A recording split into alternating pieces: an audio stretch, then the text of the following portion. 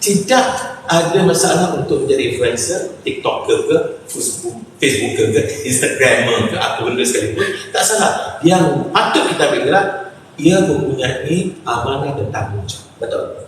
But kalau nak kata dia menjadi influencer, macam mana Rasulullah, dia adalah influencer. Betul. Right? Tetapi apa orang kenal? Orang kenal di bahasa dia, orang kenal ilmunya, orang kenal upayaannya, orang kenal istilahnya ialah kejujurannya. Jadi biarlah kita menjadi influencer dalam hal-hal yang boleh menyebabkan orang menjadi lebih baik. Betul. Jadi masalah sekarang ni, soalan 5 dalam satu isu, saya tanya, kenapa kamu mau jadi influencer, Pak? Saya tanya ini. Saya bukan influencer. Saya cuma. Contohnya kamu itu mewakili ya. Okay. Saya tanya, kenapa? Ya, kenapa? Ini sampai bila? Untuk apa? Mulalah saya tanya soalan. Dan bagaimana? Jadi akhirnya soalan-soalan itu akan menyebabkan kita akan tahu kenapa kita terjerumus dalam bidang. Saya tidak pernah berfikir untuk jadi seorang wartawan. Tidak pernah ya. Okay. Saya tak ada mimpi, saya tak. Tapi saya suka menulis, saya suka berkongsi. Tapi Tuhan letakkan saya di sana. Mesti ada sebab. Betul? Agree? Okay? Setiap sesuatu yang berlaku pada diri kita ni punya sebab-sebab kenapa Tuhan. Betul. Okay? Dan lah saya belajar. Pentingnya lah sepanjang kehidupan kita belajar. So saya belajar jadi wartawan. Kemudian saya belajar dari seorang pembangunan masyarakat. Jadi pembangunan masyarakat untungnya begini ya. Kita akan mengerti dan memahami ya nadi, sifat dan jiwa masyarakat. Now I know kenapa budak-budak remaja bermasalah menjadi masalah. Saya dah tahu. Because kita mendekati mereka. Artinya ketika situ saya belajar macam mana untuk berinteraksi, berkomunikasi dengan orang tua, orang muda, orang belajar, orang tak belajar, orang pensyarah, pelajar, sekolah, sampai budak umur 5 tahun pun saya berkomunikasi. Akhirnya dia mengajar saya untuk berkomunikasi, tak tahu rupa-rupanya. Sebab ya, Tuhan itu menjadikan kita ni, dia kita disusun cantik, tak tahu kita ada macam. Betul. Sebab manusiawi ini sebenarnya dekat komunikasi. Iya. Yang kita even though kalau ibu mengandung, kita dalam Islam diajar untuk berkomunikasi dengan anak bro. Ya. Selain daripada berkomunikasi dengan bapa kan? Okey. Malu bola. Okey, okey. So aku bilang, bila ada komunikasi itu saya belajar, maka memudahkan saya untuk berinteraksi dengan sesiapa saja di masa. Akhirnya pemalu lah saya dulu. Memang pemalu gila gaban. Kata gila tontok punya pemalu tu. Kata gila bab tak hidup. Bab ni kira orang tak suka kan. Tak apalah, kita Islam kata gila khinzir. Tapi apa yang penting ialah bila kita jadi pemalu gila gaban ni gini.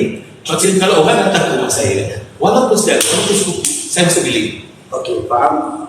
Orang dah tadi saya masih bilik lagi. Itu waktu umur tu? Umur dalam awal sebelum 12 tahun. Okey, sekitar 12 tahun bawah. Tapi Tuhan mengajar saya tentang keluar dari umur. Okey. Sebab abang bisa ke ataupun memang Allah bagi itu cetusan tu okey Nizal, kau kena jadi ni, kau kena experience benda ni. Ini semua telah kita mencari Tuhan memberi. Betul. Okey. Kan? Jadi saya mencari. Kerana dalam satu sekolah kami ini dia ada sekolah, ada subjeknya adalah pengajian agama. Faham aja. Saya pergi standard. Dalam itu cikgu saya kita kita mencari dia kita mencari Tuhan memberi. Saya ya kau cari Tuhan bagi. Kau tak cari.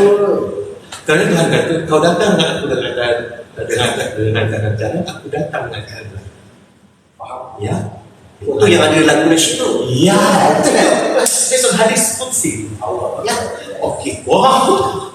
Ini saya membanggakan. Untungnya saya ialah saya menjadi pengacara MHI. Saya juga menjadi pengacara Al-Quran. Siapa dulu yang Malaysia hari ini? Padahal yang ini itu sama Tuhan dia. Tak tahu lagi moderator ni. Ya. Jadi saya kadang-kadang kena tukar-tukar topi. Kejap jadi topi MHI, kejap topi Jejak Rasul, kejap topi Al-Kuliah.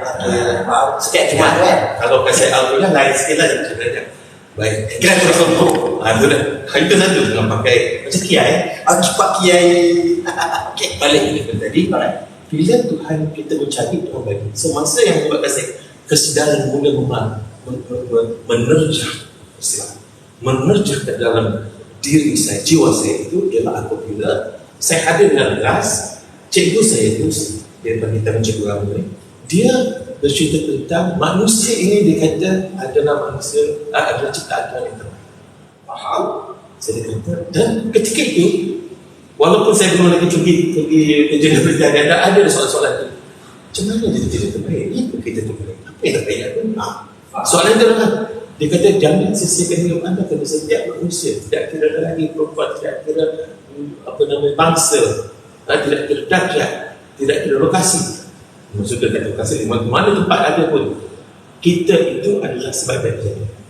Jadi lepas kelas itu saya bertanya kepada saya, apa yang bagus, apa yang terbaik, apa yang saya melihat diri saya tengok orang lain. Betul. Aku tengok apa ni macam apa ini kenizal, ini kefarid. Masa tu masa itu saya bulat. Comel je kan. Sekarang Sekarang sampai orang komen itu kata, Abang Nizal muda fit. Saya yang terasa terlebih tua daripada Nizal. Saya akan jawab dengan jangan betul ke TV anda. Okey. Okey. Jadi bila saya tanya soalan itu kepada diri saya macam cari Tuhan. Akhirnya Tuhan memberi dengan bila saya cakap cerita, sekali saya terbaca cerita-cerita tentang Rasulullah, tentang banyak perkara yang saya datang ilham. Cari, kau nak tahu kekuatan tu, kau kenal diri. Kerana kenal diri berarti kenal Tuhan.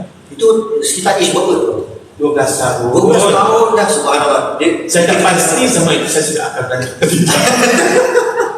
Okey, ada orang 14, ada orang ada yang bagi 20 tahun, 40 tahun belum tentu lagi. Sudah dijawab. Okey, balik lagi ke cerita tadi. Saya tanya balik cerita saya, apa yang terbaik, apa yang sebaik-baik saya dalam diri saya tu. Apa yang saya buat dalam saya nak kenal diri saya. Susah kita nak mengenal diri kita ni, dan kita pun tak tahu macam mana pandangan luar. Jadi saya mula melihat macam mana orang reaksi saya. Faham? Bila saya bercakap dengan orang mendengar. Okay. Dia bagi perhatian. Dia bagi perhatian. Mungkin ada sesuatu yang cara saya, isi saya ni buat orang. Bila saya cakap tu orang berhenti dengar. Gitu ya.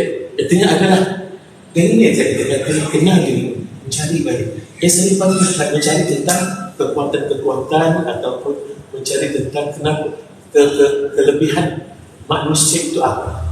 Pada waktu tu, abang rasa dia ada disebabkan environment ke ataupun disebabkan masuk belajar yang dulu dengan kawan-kawan waktu umur 12 tahun, 14 tahun tu ke, ataupun dia datang dengan sendiri? Untuk apa? Yang datang kesedaran tu nak kaji pasal nak cari kekuatan. Dia datang sendiri sebab dia bukan kata pun datang sendiri dalam berkata.